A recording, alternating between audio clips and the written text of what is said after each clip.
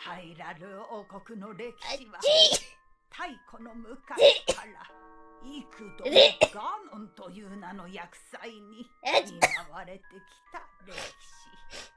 お待たせしました。そのすいません。勇者の出ました魂を持つ者と女神の血をなのじゃ。はあはあはあ。ガノンとの戦いを伝説として幾度も刻みながら時は流れた。これより語るは高評価をします。1万年ほど昔の話じゃ。もっと押してくれていいよみんな。知らない